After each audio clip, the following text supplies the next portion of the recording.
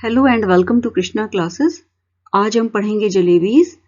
ये बहुत ही interesting chapter है और जैसा कि नाम से ही पता चल रहा है, चैप्टर के टाइटल से ही पता चल रहा है, ये चैप्टर है जलेबियों के बारे में और एक स्टूडेंट के बारे में जिसे जलेबी खाने का बहुत मन कर रहा था। फिर जलेबी खाने के लालच में उससे एक गलती हो गई। उसे क्या सजा मिली और कब मिली, कैसे मिली, ये सब हम जान पाएंगे इस चैप्टर को पढ़ने के बाद। तो let's read the chapter jalebis. It happened many years ago. ये घटना बहुत साल पहले हुई। I was in the 5th standard at the government school Campbellpur, now called Attock. मैं कंबेलपुर, जिसे अब अटक कहा जाता है, उसमें गवर्नमेंट स्कूल में 5th क्लास में था। वन डे, एक दिन, आई वेंट टू स्कूल। मैं स्कूल गया with 4 rupees in my pocket, और मेरी जेब में 4 रुपये थे। टू पे the school fee and the fund, और ये पैसे इसलिए थे ताकि मैं स्कूल की फीस और फंड का पेमेंट कर सकूं। व्हेन आई गॉट देयर, जब मैं स्कूल पहुंचा, आई फाउंड, तब मैंने पाया, that the teacher who collected the fees, कि जो टीचर फीस कलेक्ट करते थे, master Ghulam Mohammad, was on leave. वो लीव पर थे, छुट्टी पर थे। And so the fee would be collected the next day, और इसलिए फीस अगले दिन कलेक्ट की जाएगी। ऑल थ्रू द डे, पूरे दिन, the coins simply sat in my pocket, सिक्के मेरी जेब में पड़े रहे। But once school got over, पर जब एक बार स्कूल समाप्त हो गया, एंड आई वॉज आउटसाइड, और जब मैं स्कूल से बाहर आ गया, दे बिगैन टू स्पीक, तो सिक्के बोलने लगी। ऑल राइट, हाँ ठीक है, कॉइन्स डोंट टॉक, सिक्के बात नहीं करते। दे जिंगल और गो खनक खनक, या तो वो जिंगल करते हैं या उनसे खन खन की आवाज आती है।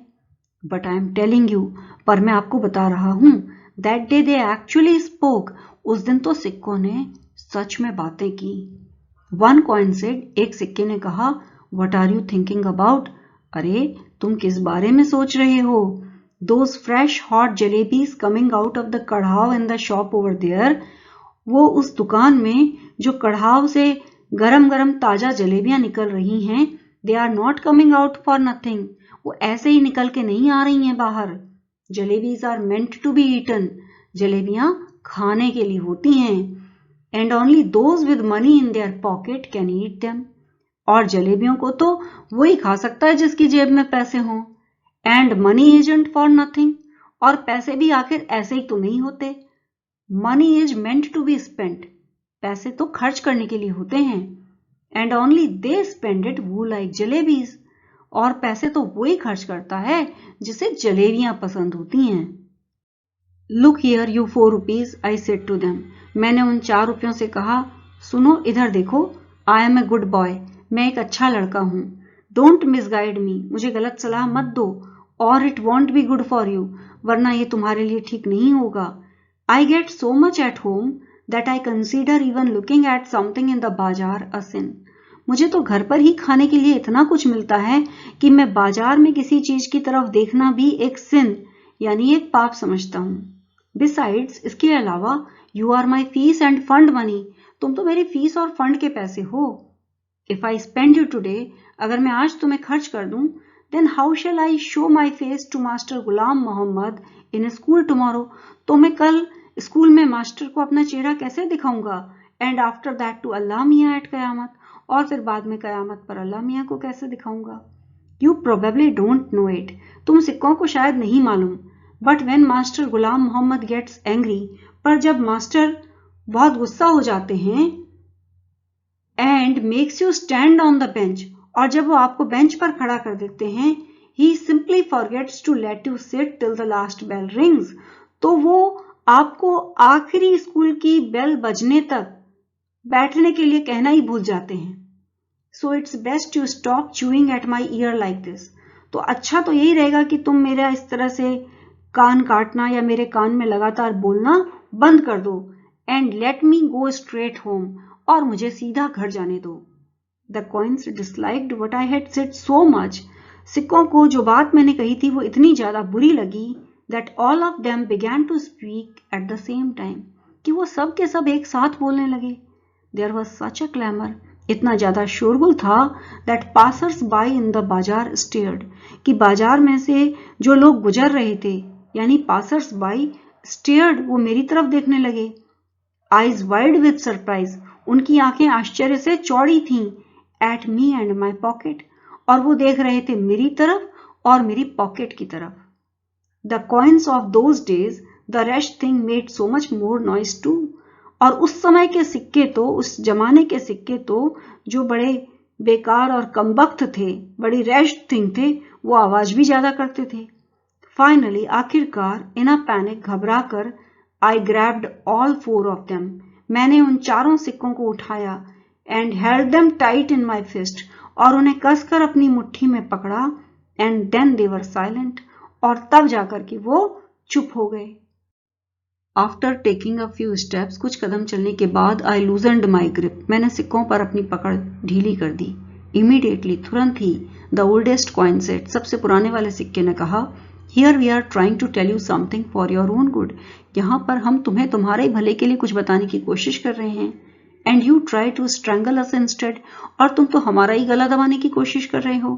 टेल मी ऑनेस्टली नाउ, एक बात मुझे ईमानदारी से बताओ, don't you feel like eating those hot hot jalebis, क्या तुम्हारा उन गर्मा गर्म जलेबियों को खाने का मन नहीं कर रहा? एंड देन, और फिर, if you do and up spending us for today, अगर तुमने आज हम पैसों को खर्च ही कर दिया, want you get the scholarship money tomorrow, तो क्या कल तुम्हें स्कॉलरशिप का पैसा नहीं मिलेगा? Sweets with the fees money, fees के पैसों से मिठाई, fees with the scholarship money, और स्कॉलरशिप के पैसों से फीस दे देना। End of story. किस्सा खत्म, पैसा हजम, कहानी खत्म हो गई और पैसा भी हजम हो गया।